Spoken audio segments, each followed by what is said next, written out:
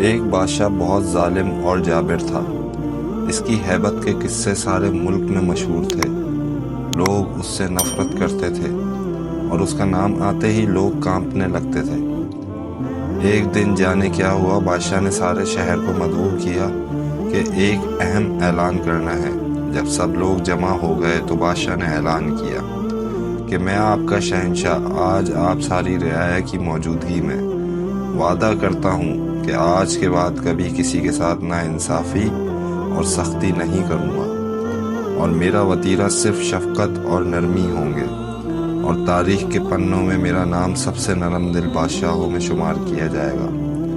سب لوگ بہت حیران ہوئے کہ شاید بادشاہ سٹھیا گیا ہے، اس کو کیا ہو چلا ہے خیر۔ سب نے سوچا کہ بس ایسے ہی بول رہا ہے، وقت بتائے گا کہ یہ بدلا ہے کہ نہیں۔ بادشاہ دراصل بالکل بدل گیا تھا اور ساری عوام اس سے نہایت خوش اور مطمئن تھی۔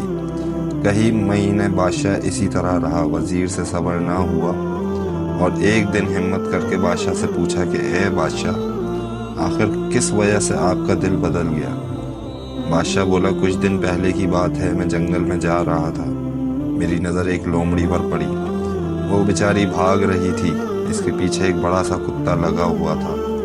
لومڑی کو اپنا بل نظر آ گیا اور وہ اس میں چھلانگ لگا رہی تھی کہ کتے نے اس کی ٹانگ پکڑ لی اور زور سے اس پر چک مارا۔ لومڑی نے پوری جان لگائی اور اپنی معذور ٹانگ گھسیٹ کر بل میں گھس گئی۔ اس کتے نے بیچاری لومڑی کو معذور کر دیا تھا۔ کچھ دیر بعد میں گاؤں میں پہنچا تو دیکھا کہ وہی خوخار کتا ایک آدمی پر بھونکے جا رہا تھا۔ اس آدمی کو غصہ آیا اور اس نے کھینچ کر ایک بھاری سا پتھر بیچارے کو دے مارا۔ کتا خود بھی اسی طرح ٹانگ سے معذور ہو گیا۔ میں بھی سوچ ہی رہا تھا کہ اوپر والے کی لاٹھی بے آواز ہے کہ اس آدمی کو ایک گھوڑے نے 2 لتی مار دی اور اس کی بھی ایک ٹانگ فارغ ہو گئی۔ گھوڑا بھاگ رہا تھا، آگے جا کر ایک گڑھے میں گر گیا۔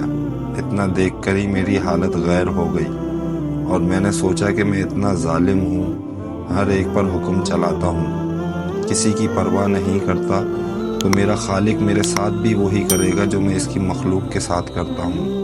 تو ایک ہی ترکیب سجھائی دی، کیوں نہ میں اپنی رعایا کے ساتھ اچھا ہو جاؤں تاکہ میرے ساتھ بھی اچھا ہو۔ بس اتنی سی بات تھی۔ وزیر ایک عیار اور مکار آدمی تھا۔ بادشاہ کی کہانی سن کر بھی اس کا دل نہ پسیجا۔ بے حس آدمی ادھر سے اٹھا اور دل میں سوچا کہ بادشاہ فارغ ہو گیا ہے، یہی وقت ہے کہ میں اس کا تخت ہتھیا لوں۔ ایسی غلیظ سوچ ابھی اس کے دماغ کی دہلیز پر ہی تھی کہ خالق کا نظام کام میں جٹ گیا اور گھٹیا وزیر دھڑام سے سیڑھیوں سے گرا اور اس کی گردن 2 ٹکڑے ہو گئی۔ جیسی کرنی ویسی بھرنی۔ مورل، کسی کے ساتھ برا کر کے یہ مت سمجھو کہ کسی نے نہیں دیکھا، میں بچ گیا، جو دیکھ رہا ہے، اور جب وہ پکڑ کرتا ہے تو بڑے سے بڑا سلطان گھٹنے ٹیک دیتا ہے۔ اچھا کرو اور صلے کی امید لوگوں سے مت رکھو، اور برا کرو تو یاد رکھو کہ اب کہیں زمین پناہ نہیں دے گی، اور پھر چپ کر کے اپنے گناہوں کو خمیازہ بھگتو۔ بہترین حکمت عملی یہ ہے کہ نہ برا سوچو نہ برا کرو۔